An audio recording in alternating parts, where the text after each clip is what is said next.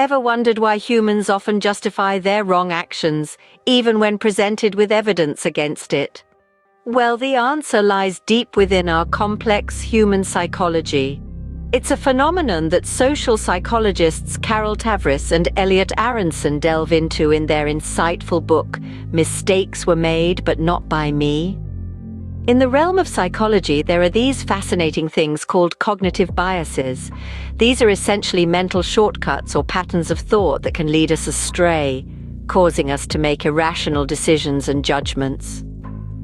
One of the most insidious of these is self-justification, a cognitive bias that compels us to justify our actions, even when we're clearly in the wrong. Now, you might be wondering, why would we do that? Well, it all comes down to a desire to maintain a positive self-image. We want to see ourselves as good, moral, and competent individuals. So when we do something that contradicts this image, it creates a sense of discomfort known as cognitive dissonance. To resolve this dissonance, we engage in self-justification, twisting facts and distorting reality to convince ourselves that we were right all along. But here's where things get really interesting. Tavris and Aronson highlight a psychological process they refer to as a positive feedback loop of action and self-deception.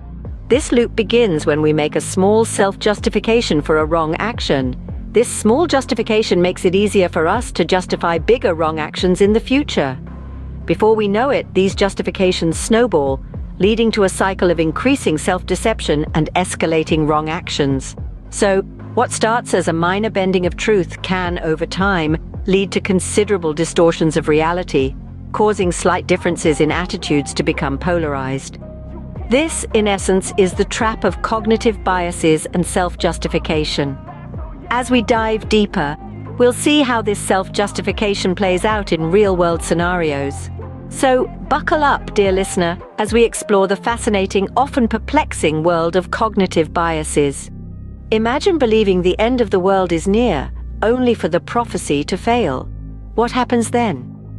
This brings us to our first case study, the doomsday cult from the book, When Prophecy Fails. This group was convinced that a catastrophic flood would end the world on a specific date. When the predicted apocalypse didn't occur, instead of questioning their beliefs, the members began to rationalize the failure of their prophecy. They claimed that their collective faith had been so strong it had convinced God to spare the world.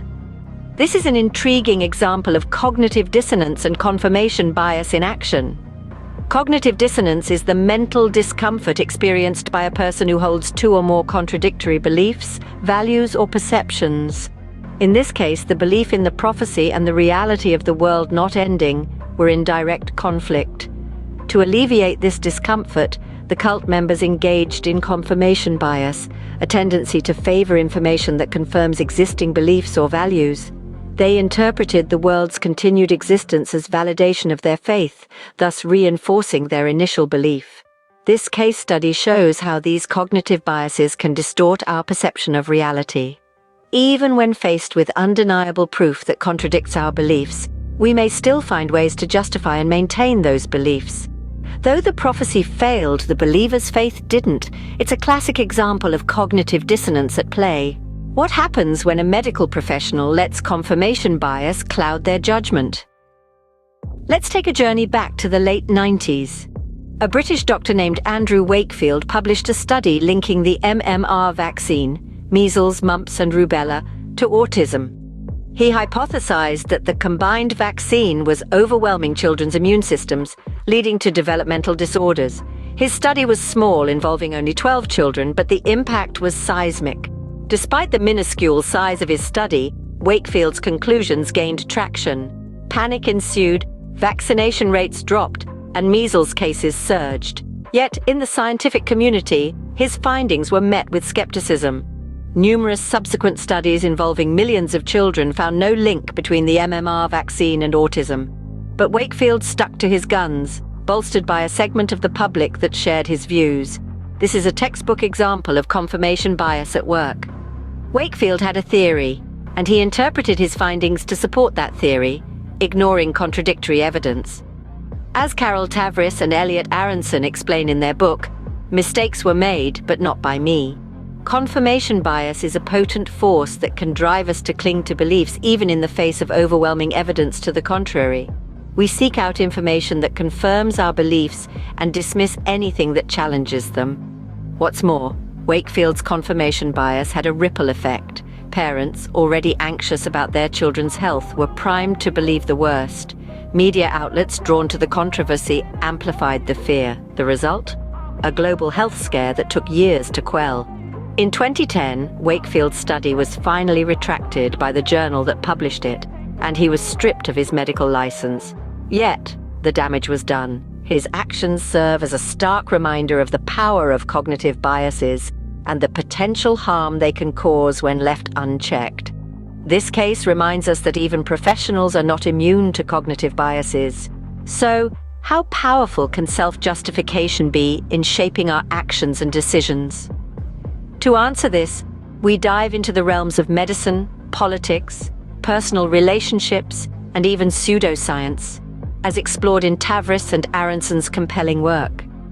In medicine, for instance, self-justification can lead to a conflict of interest, where a practitioner may ignore or downplay evidence that contradicts their preferred treatment method.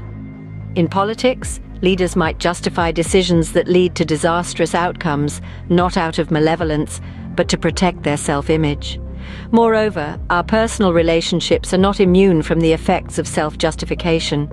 We might rationalize hurtful actions towards loved ones, creating a positive feedback loop of action and self-deception, which can polarize even the smallest differences in attitudes. The concept of false certainty in pseudoscience is another fascinating area where self-justification plays a significant role. People can become so convinced of pseudoscientific beliefs that they ignore or reject scientific evidence to the contrary, demonstrating the lengths we'll go to protect our self-concepts.